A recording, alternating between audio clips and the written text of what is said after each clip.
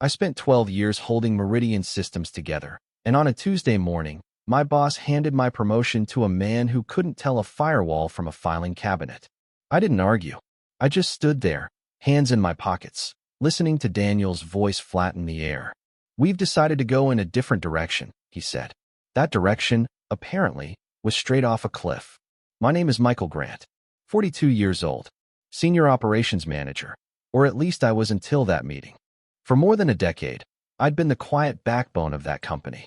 I'd built the workflows, managed the chaos, trained the new hires who came and went like passing storms. Every time something broke, every time a client screamed, they called me. And every time, I fixed it. 12 years of weekends, 12 years of canceled vacations, 12 years of being the guy who held it all together. And then Daniel, my boss, promoted Greg Turner instead. Greg was new, loud, the kind of man who filled a room with noise and PowerPoint slides, but never substance. He played golf with Daniel twice, and apparently, that was enough to rewrite 12 years of history. I remember nodding, shaking hands, saying congratulations like I meant it. That's how you survive in places like Meridian. You learn to stay still when the walls start cracking. But when I got back to my office, I opened my drawer, looked at the photos of late nights, the awards that meant nothing, the thank you notes from people long gone, and I knew something inside me had shifted. I didn't feel anger. I felt clarity. That evening, I didn't rant to my wife or call a friend. I poured a glass of bourbon, sat in silence, and made a list. I'd seen the company's foundation rot from the inside. I knew where every crack was hidden, every vulnerability ignored for the sake of quarterly profits. I knew what would happen once Greg started making decisions, and I knew I wouldn't be there to stop it. The next morning, I walked into Daniel's office with my resignation letter already printed. He blinked, surprised, then smiled that corporate smile that hides relief. "You're sure about this?" he asked. I said yes, but what I meant was, "You'll understand soon enough." I walked out quietly. No speech, no bitterness, just calm precision. The kind of calm that only comes when you already know how the story ends. Because I did know. I'd spent 12 years building the system that Greg was about to destroy with his own arrogance. And when it finally fell apart, piece by piece, the silence would sound a lot like justice. When I left Meridian Systems, no one followed me to the elevator. No applause, no send-off, not even a fake cake in the break room. Just a few awkward glances, the kind people give when they know something's wrong but don't want to admit it. Greg stood by Daniel's office door, grinning like he'd already conquered the world. I nodded once and walked out. That was the last time I saw him for 6 months. The first week of freedom felt strange. My body still woke up at 5:30, expecting another day of invisible labor. Emails, fires to put out, systems to patch, people to manage. Instead, I drank coffee in silence and watched the sun rise over an empty backyard. My wife, Claire, asked if I was okay. I said yes. But the truth was, I wasn't sure who I was without the constant pressure. Meridian had been my war zone, and I'd just walked off the battlefield without looking back. Still, habits die hard. Out of curiosity, or maybe instinct, I kept one of the old monitoring dashboards active on a private server I'd built years ago. It wasn't connected to the company anymore, not directly, but it mirrored some public-facing systems I'd once managed. Legal, harmless, observational. A ghost window into my old world. 2 weeks after Greg took over, I noticed something. System delays. Ticket volumes doubling. Then came the vendor changes. Contracts rewritten. Old safeguards stripped out to save money. The numbers told the story before the headlines ever would. Claire caught me one night staring at my laptop. She said I looked like I was watching a slow-motion car crash. I told her that's exactly what it was. Meridian wasn't being mismanaged. It was being dismantled from the inside, one reckless decision at a time. Greg had started consolidating departments, replacing experienced staff with cheap hires, pushing flashy initiatives with no backbone. I didn't intervene. I didn't warn anyone. I'd spent too many years saving that company from its own stupidity. My job now was to let the natural order take over. I started documenting everything again, not out of spite, but precision. Screenshots, timelines, public reports. I didn't need revenge. I needed proof. By month 3, former colleagues started reaching out. Quiet messages on LinkedIn. Something's wrong. Systems crashing. Greg's in over his head.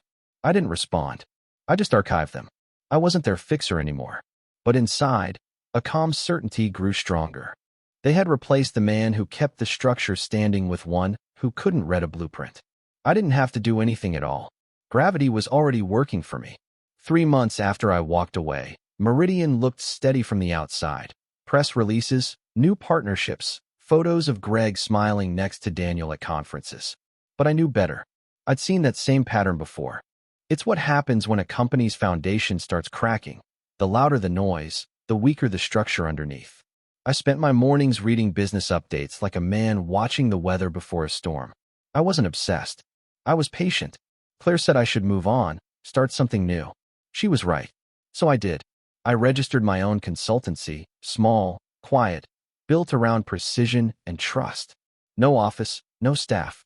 Just me and a handful of clients who valued results over theatrics. Within a few weeks, I was making more than I ever had at Meridian. But I still kept an eye on my old company. I couldn't help it. It was like watching a house you built catch fire in slow motion. Greg had rolled out a digital overhaul, cutting the maintenance budget in half and outsourcing core systems to a cheap vendor overseas. The reports I saw online showed outages, data loss, security issues. Every mistake he made followed a blueprint of neglect I'd warned about years earlier. Then one night, around midnight, my inbox pinged with a message from an unknown address. The subject line was one word: help. It was from Steven, one of the engineers I'd mentored. His message was short, panicked.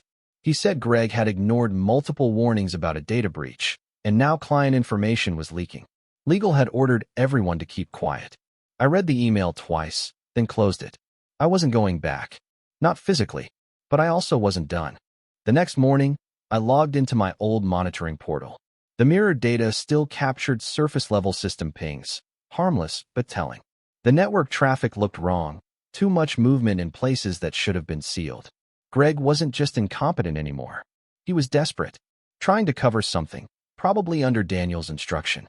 That's when I made a new list. It wasn't about revenge. It was about accountability. Everything I'd ever built at Meridian had been designed to leave a trace, a digital fingerprint no one could erase. They thought they'd replace me. What they didn't know was that my work was still there, buried deep in the systems they'd never learned to understand. And soon, those systems would start talking. By the 4th month, I could see Meridian's decline like a graph burning downward in slow motion. It was subtle at first: missed deadlines, client complaints, small bugs in systems that used to run flawlessly. Then came the public fallout. A minor data breach leaked to a tech forum. Someone posted evidence of confidential client files appearing in unsecured cloud drives. It spread fast, like rot through old wood. From my quiet home office, I watched everything unravel. Claire thought I'd finally moved on, but the truth was, I was more involved than ever. Just not in the way anyone expected. The systems I'd built years ago were designed for transparency and security. Every action, every file change, every transfer left a log. Meridian's new leadership had disabled most of the visible ones, thinking that would erase accountability. But the architecture I'd left behind didn't forget. It recorded in silence.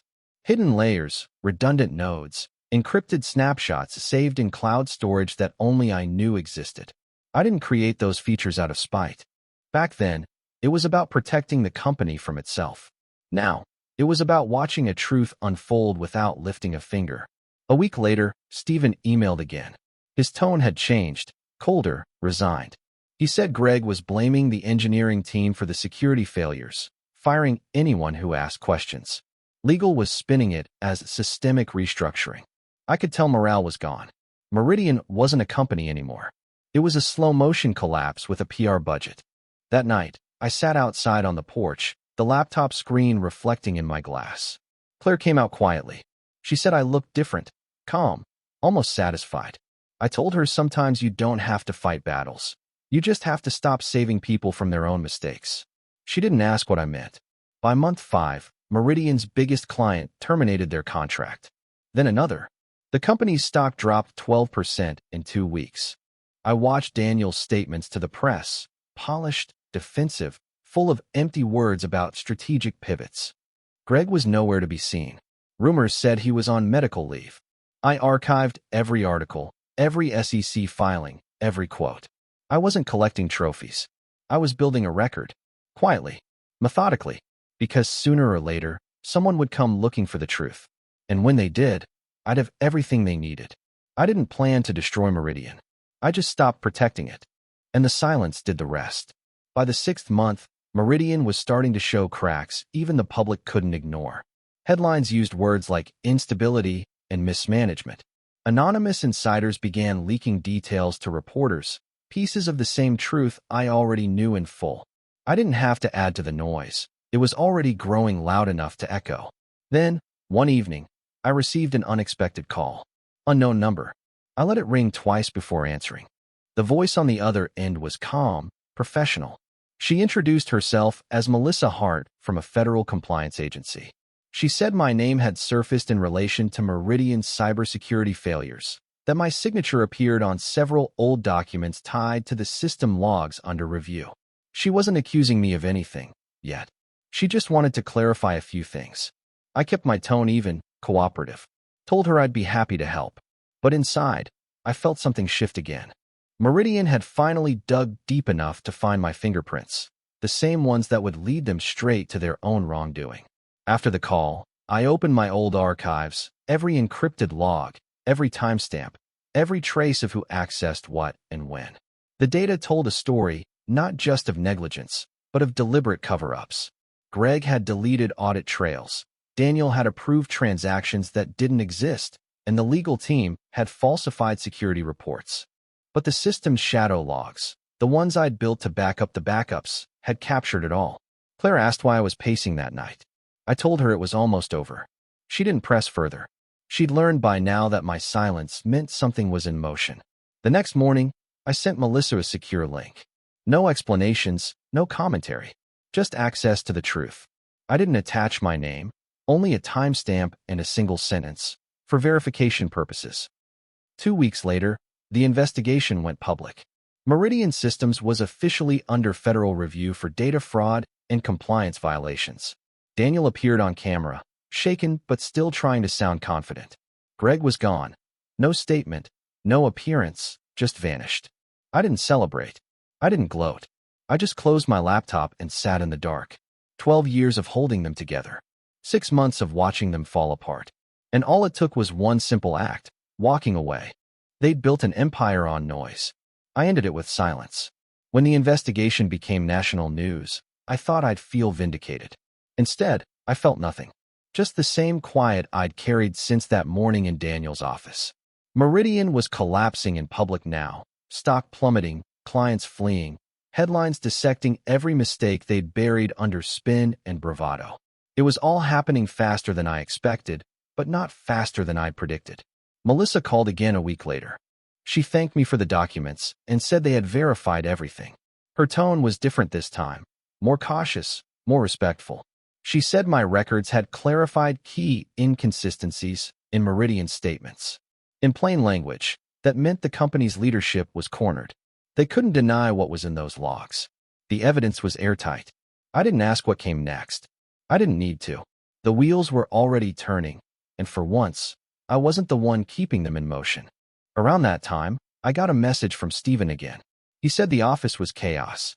People were being escorted out by security. HR was issuing gag orders disguised as non-disclosure updates. He said Daniel had stopped coming in altogether. A rumor was spreading that Greg had been terminated quietly, blamed for the breach. Typical corporate strategy, sacrifice the weakest piece first. But the truth was simpler. Greg didn't destroy Meridian alone. They all did, one quiet compromise at a time. I remember walking into my garage that night, looking at the old Meridian plaque still sitting in a box. Employee of the Year, 2016.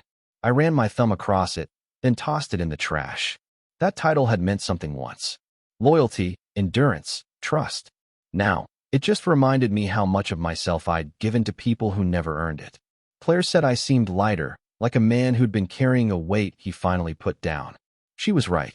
But it wasn't revenge that lifted it, it was understanding.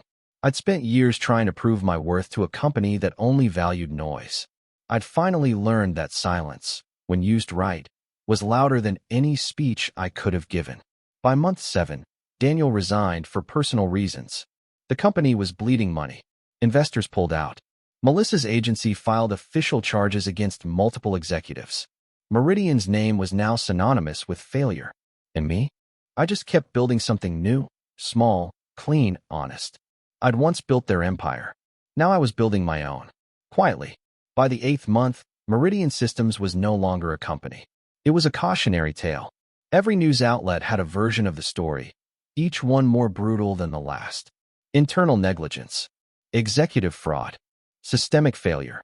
Reporters loved those words. They made collapse sound almost elegant. But I knew it wasn't elegant. It was inevitable. I watched the fallout unfold from my home office, coffee in hand, the morning light cutting through the blinds. Melissa's agency had released its final report. Years of falsified audits, security violations, and internal corruption.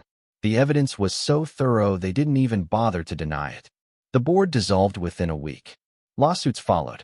Investors filed bankruptcy claims. And Greg? He resurfaced once, briefly, an interview with a local paper where he blamed legacy systems and poor documentation for the company's collapse. Legacy systems. That was me. I didn't respond, but I didn't need to. 3 days later, that same article was amended. Someone in the comments section had posted screenshots of Greg's deleted emails, proof that he'd ignored every warning, every red flag, every chance to stop what happened. The truth had a way of finding its voice, even when I stayed silent. But the strangest part wasn't their downfall. It was what came after. People started reaching out. Former colleagues, clients, even a few board members who'd once dismissed me. They wanted to know how I'd predicted it all, how I'd stayed so composed while everything burned.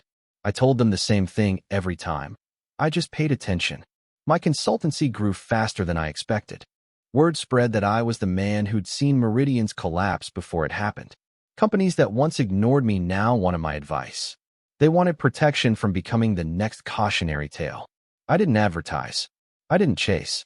I just listened, observed, and built quietly, the way I always had. One evening, Claire asked if I ever missed it. The power, the responsibility, the constant urgency of Meridian. I told her no, because what I'd built there wasn't mine. I'd been a caretaker for someone else's vision, someone else's mistakes. Now, every decision, every line of code, every policy bore my name alone. The silence I once endured had become something else entirely. It wasn't emptiness anymore. It was control. And for the first time in 12 years, I was exactly where I wanted to be, unseen, unbothered, and completely free. By the 9th month, Meridian's offices were empty. The company sign was taken down, replaced by a for lease banner that hung crooked in the wind. I drove past it once, not on purpose. The building sat on the same route I took to visit a new client downtown. For a moment, I slowed the car, staring at the glass facade where I'd once spent half my life. The lights were off, the parking lot cracked, the echoes of 12 years of noise reduced to silence. Claire asked later why I looked distracted at dinner. I told her I'd driven past the old building. She said maybe it was closure. I nodded, though that word didn't feel right. Closure implies something ended neatly, with a bow. What I felt was different, something colder, quieter, like justice that didn't need witnesses. A few days later, Melissa called again. She said the federal case was moving to sentencing. Daniel had taken a plea deal in exchange for cooperation. Greg, on the other hand, was refusing to talk. His attorney claimed he'd been set up. She said they might reach out if more information surfaced. I told her everything I had was already in their hands. That was true. Almost. After I hung up, I opened an old hard drive, one I hadn't touched in months. Buried deep inside were logs even Melissa didn't know existed. They weren't necessary for her case. These were the private records, the conversations, the off-book directives, the proof of just how long Daniel and Greg had been covering for each other. I stared at the files for a long time, debating whether to send them. Then I closed the folder and disconnected the drive. Not out of mercy, out of completion. I'd already done what I came to do. Anything more would turn justice into obsession. The next morning, I went hiking for the first time in years. No phone, no laptop, just the sound of wind through the trees. At the summit, I sat alone, watching the valley stretch below me. I thought about all the noise that used to define my life. Meetings, reports, decisions that never mattered. and how strange it felt to be here now, in absolute quiet, knowing the noise had finally stopped. When I got home that evening, a headline flashed across my screen. Meridian executive sentenced in federal fraud case. I didn't click it. I didn't need to. I already knew how the story ended. They'd forgotten who built the system. But the system never forgot them. 2 months after the sentencing, the world had moved on. The headlines faded, the lawsuits settled, and Meridian became another corporate ghost story told in business schools and boardrooms. How a single leadership change destroyed a billion-dollar company. They made it sound simple, like a cautionary parable. But I knew the truth. It wasn't one decision. It was years of arrogance, denial, and silence. The kind of silence that pretends not to hear the warning until it becomes too loud to ignore. My consultancy grew faster than I'd ever planned. Clients came quietly, through referrals and whispers. I didn't have a website or an office, just a name that had started to mean something. The man who'd built systems that could see through corruption. I hired 2 people, both engineers I trusted, both quiet like me. They didn't ask for titles. They asked for clarity. We worked from a converted loft with no company logo, no noise, no pretense. Just precision. One afternoon, Steven showed up at my door. I hadn't seen him since the chaos began. He looked older, worn out. He said he'd left tech altogether, that the whole experience with Meridian had burned him out. Then he thanked me for not speaking, for not trying to save them, for letting the truth surface on its own. He said it taught him more than any promotion ever could. I didn't know what to say. I just nodded, poured him coffee, and let the silence speak for both of us. That night, after he left, I found myself thinking about the people still trapped in places like Meridian. Good workers who'd spend their lives cleaning up other people's messes, too afraid to walk away because they believed loyalty was the same thing as purpose. I knew that mindset too well. I'd lived it. So, I started something new. Quietly, of course. A project called the Grand Initiative. Anonymous mentorship for professionals caught in toxic workplaces. No social media, no promotion, just a network built on one principle. That silence doesn't mean surrender. Sometimes it's strategy. By the end of the year, more than 100 people had joined. Some quit their jobs. Some stayed and learned to move differently, to observe, to plan, to act without noise. That was when I realized something important. Meridian's collapse wasn't the end of my story. It was the beginning of theirs. A year after I walked out of Meridian for the last time, life had finally settled into something resembling peace. My days were quiet, structured, almost meditative.